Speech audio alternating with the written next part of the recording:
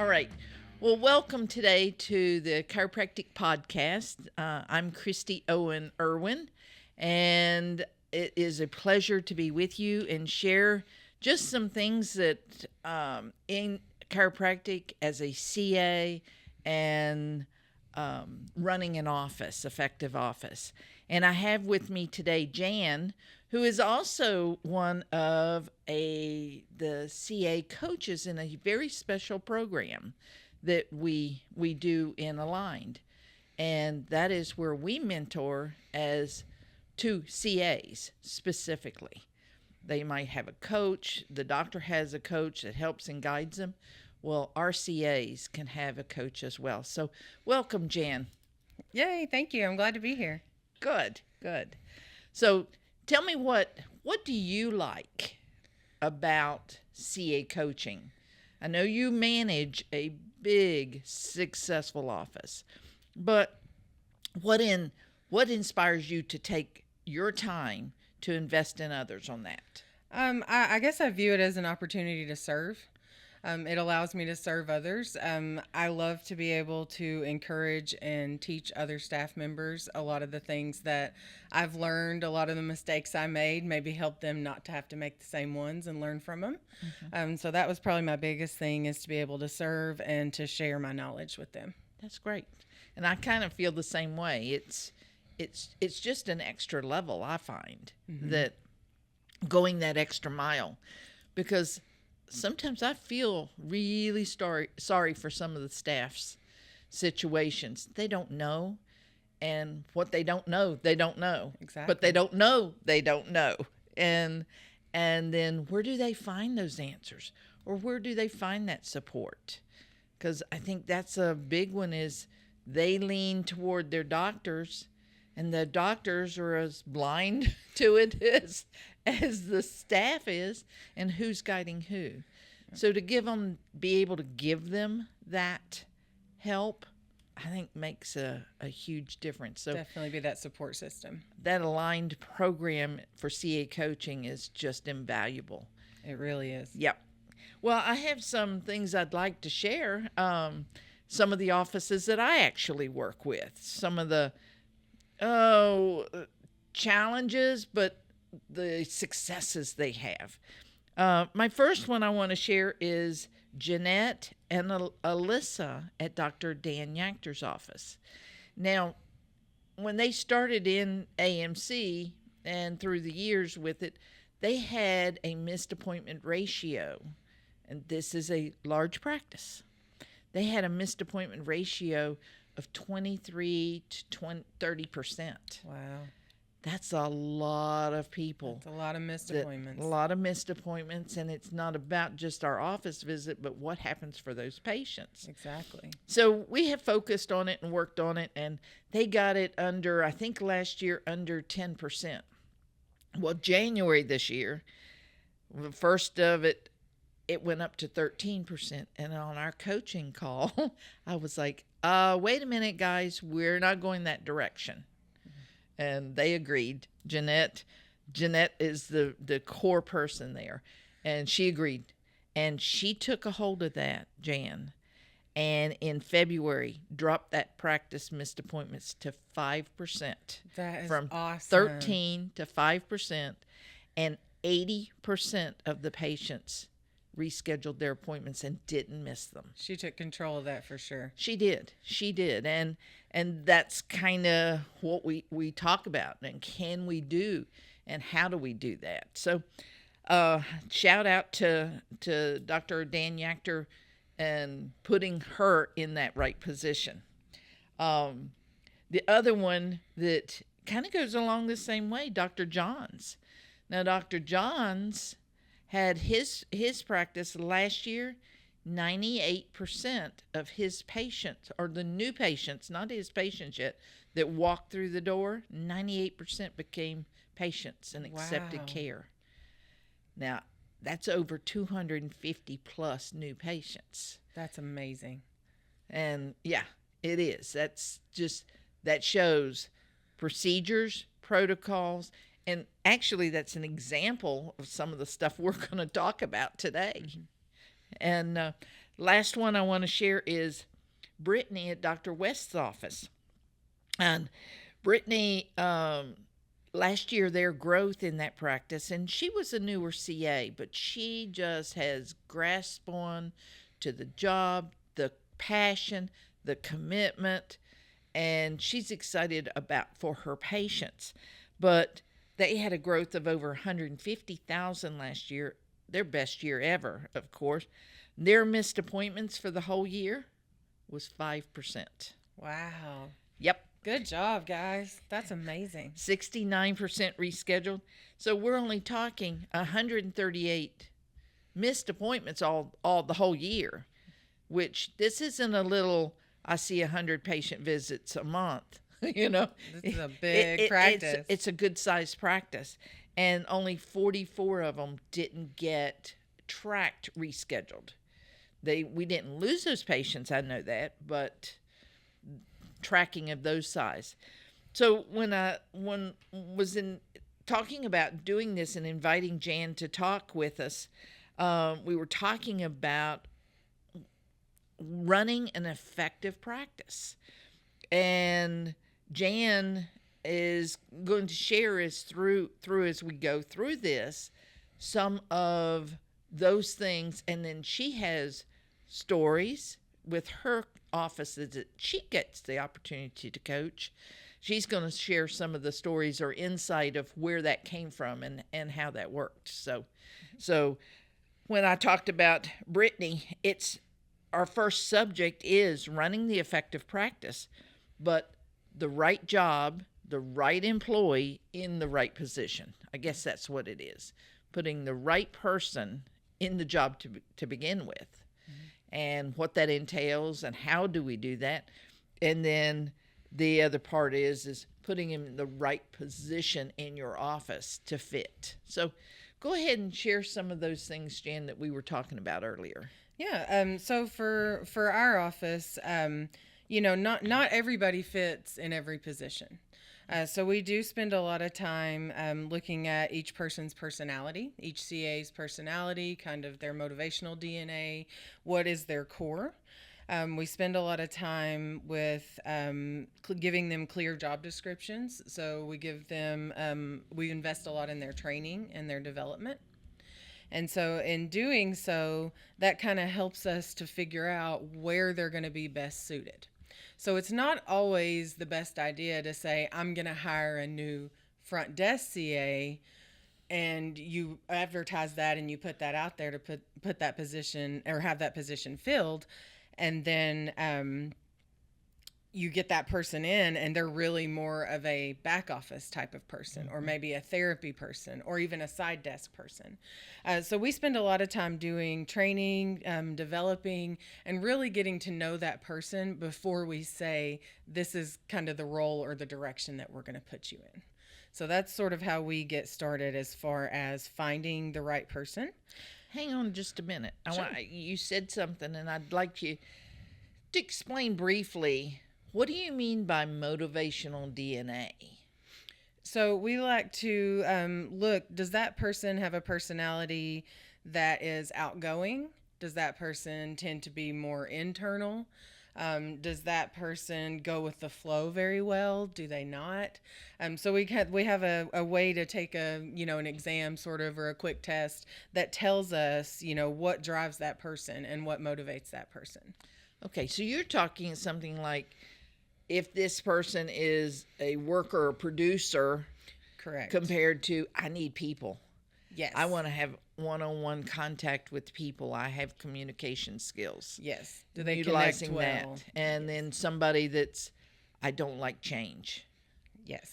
I like, tell me what to do, Structure. Leave that, the structure is there.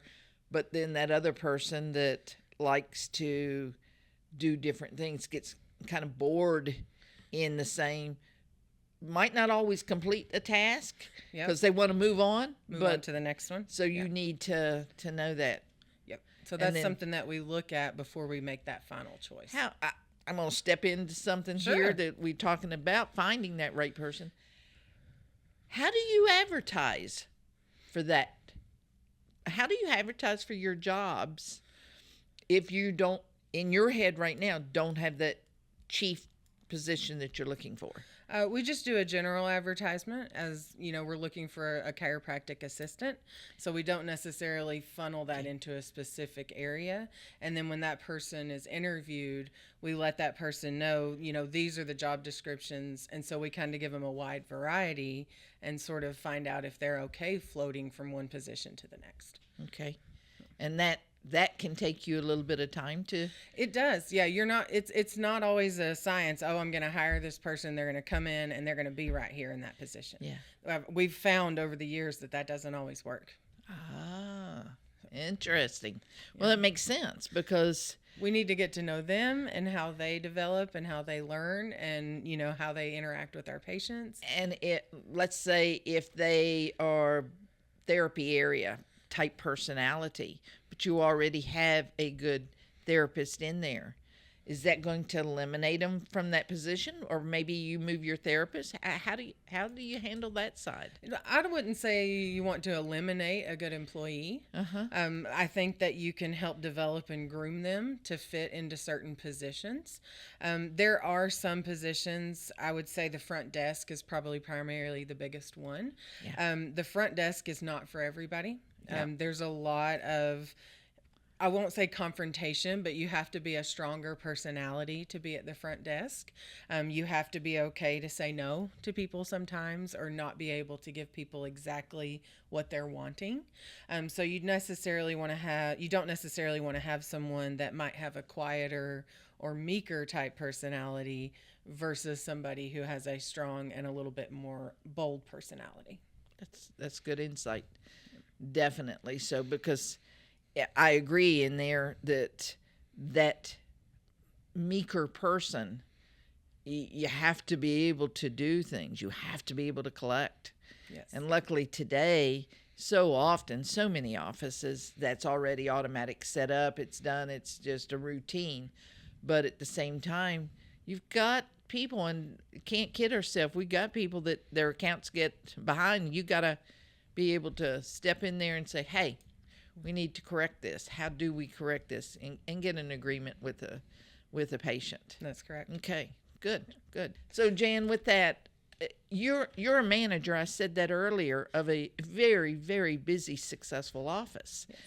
And you're running these ads, and you're responsible, and you're a major part of your hiring. You have a big voice in your hiring. Yes. Don't you? I sure do. Yes. Okay. And not everybody gets that opportunity, but if you're putting if you're putting a manager in your office, then that manager has to have that voice. Because how do you do that? How do you manage all these departments and keep the whole office flowing? And what obstacles have you run up against? I think personally, I have to know when I need to ask for help. I think that's a vital part of it. I've been at the office I'm at for 10 years, but that still doesn't mean that I can't learn something new or grow myself. So I try to, in my own staff and in our own office, I try to instill from the beginning that it's okay to make a mistake. I just need you to admit your mistake, own your mistake, and then let's figure out how we're going to fix it.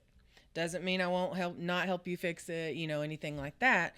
So I think that developing as far as myself and everyone else, and letting them know it's okay. We're all going to grow. We're all going to learn. I did have an office that I mentor, that the office manager came to me, and she had been having some trouble training a staff member, and we always have to remember that not everybody learns at the same pace.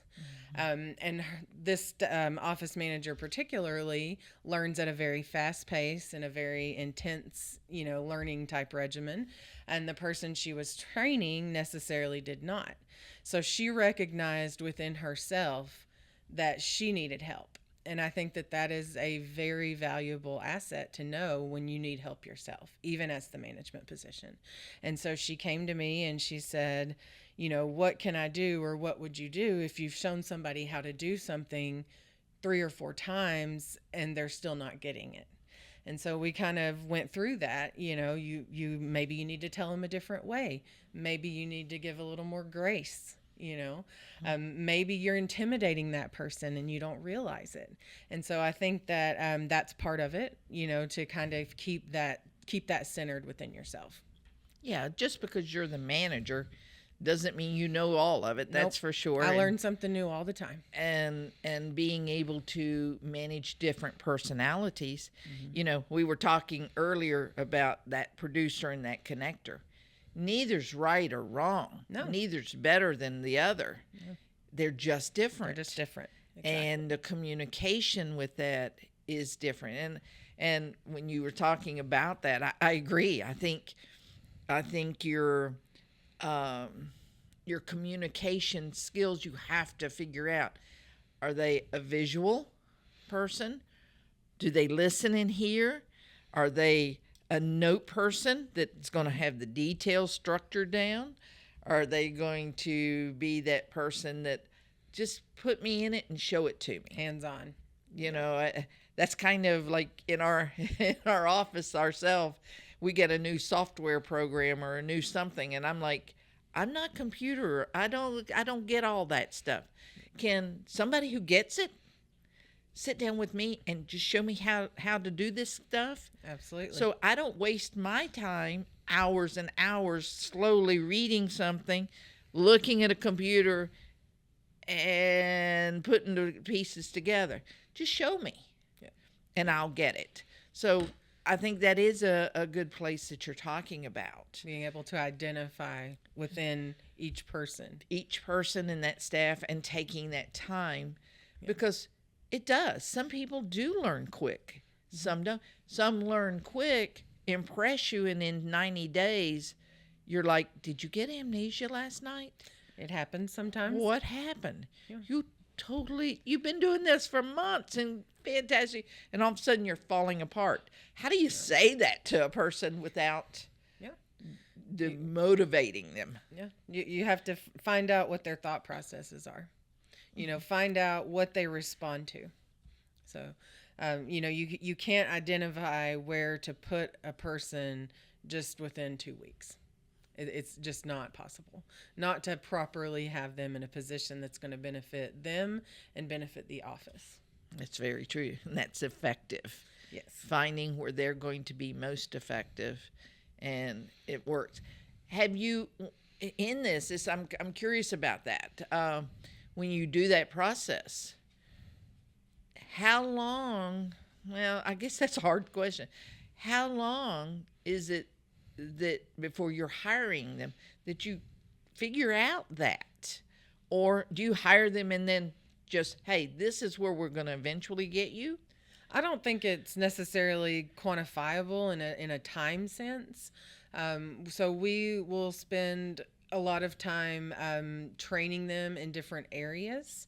So, primarily within the first few weeks, you kind of get an idea about their personality, kind of how fast they're picking things up, what things are they thriving in, what things are they not. And so you can kind of figure out where they might be best suited and, focus on that for their training regimen. But I think that it's just not always a good idea to do that immediately right off the bat. So give that some time. How do you avoid overwhelming them? I like to let them master one task at a time. So I might show you a couple of things, but I'm going to try to focus on letting you get really good and really mastering the first thing. Then we're going to move on to the next thing. So I still might expose you to a few other small things that may not require as much training and investing.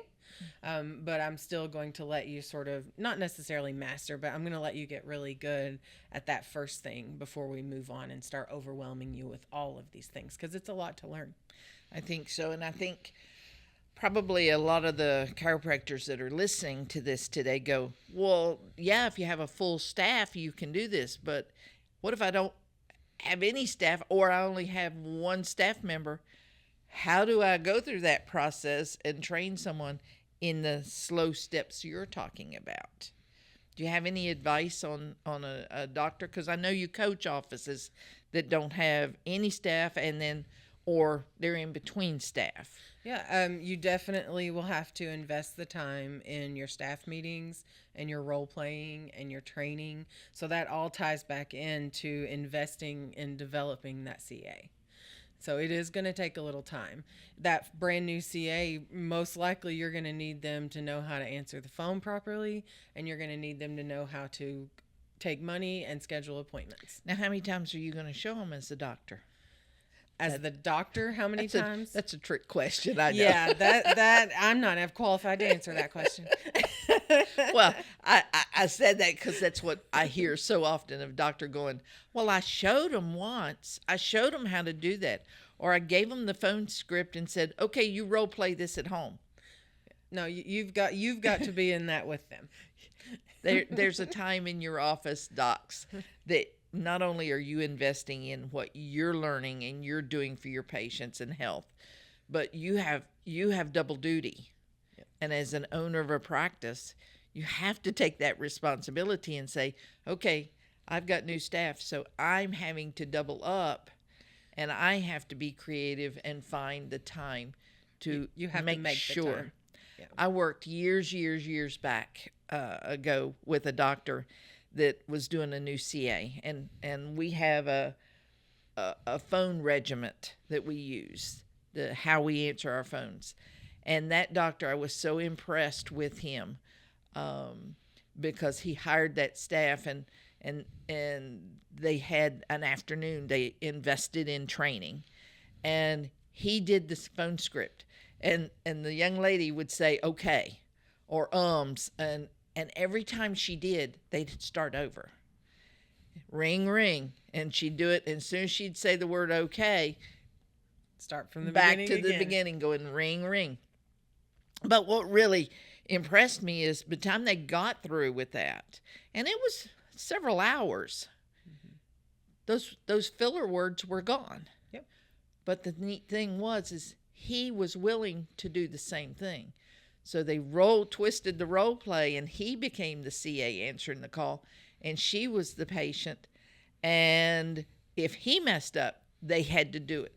So he really set a great example for her of this is what we do together. And he invested in it for himself. He had to be as good with it as she was, and she stayed with that office for a long time, and they had great success with that. So I encourage when chiropractors are looking at that is that invest that time. It will be worth it in so many ways. Monetarily, it'll be worth it in the communication. It'll be worth it in the staff when you bring in another staff member. They're going to be able to share that same good investment you shared with them with that next person. Mm-hmm. Well, and I think that goes into that next subject we were going to talk about is the phone and handling your phone and the new patients that's coming through, because that's your practice.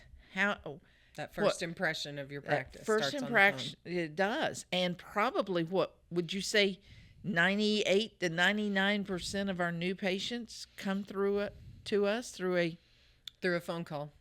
Phone call. They do in our office, even with advancements, of course, with text and online scheduling and those types of things. Most everybody, as a new patient or a first time going to any type of office or appointment, they typically call. Mm-hmm. And so we set that example right there on the phone. So that's always one of the first things that I encourage in the staff and in all of the staff members, even if they might not necessarily be, being funneled into that position of being the first person to answer the phone. Everyone should be able to answer the phone. Mm-hmm. So. No matter where they are. If they're back office, I know I've worked with offices that say, oh, back office doesn't answer the phone. Well, you might not all the time. But there's always a chance. But you better always be. Yes. Because I'm sure in your office, when you have somebody that's had to be out, mm-hmm. sick, health issues, family issues, something like that, somebody else in your office has to fill that has pot. to step up and fill that position that day, even if they're doing double duties, running back and forth. Yes. So I guess that goes back to the very first one, is hiring the right people, putting that person in the right position, and then training them to do all those areas. Correct. Invest in them and develop them. It's up to you. What you invest in them, you will get back out. Yeah, I agree with you, Jan. If the doctor isn't willing to invest into the staff, they're going to reap what they sow. Yeah. And investing, as I said a while ago, that doesn't mean giving them a manual and saying this is how it's done. Oh, I showed you how to book a new patient. Or I showed you how to book the follow-up appointments, and you're not doing it. You can't show them one time, because did you become a doctor in one day? No, you invested years in education. Then you come out, and in your practice, you didn't open the doors and masterfully have 1,000 patient visits a month. It took time to build into it, and you had to invest in yourself. If you will invest in your staff, you will benefit thousands %. Yeah, invest in that staff, develop that staff, and then you can move them into those proper positions. What fits their personality. Within our office, we have a person who does phenomenal in the back. She is phenomenal with therapy. She can come to the front and she can help us in the front if we need to, but she thrives more in the back office versus the front. So we funneled her into that position. And so but we would not have known that had we not invested and found out what kind of personality she has, and what kind of learning style does she have, what speed does she learn at. And that all came from that training and that investing and developing. Wonderful. Well, Jan, I want to thank you so much for being with us today. Thanks on for having me. Chiropractic Podcast. It was great. I love that we get to work together all the time anyway and share with these. And I learn so much from you all the time when we share ideas back and forth. So just want to thank you for being here, and I hope this helped today. I appreciate it. Thanks for having me. Thank you.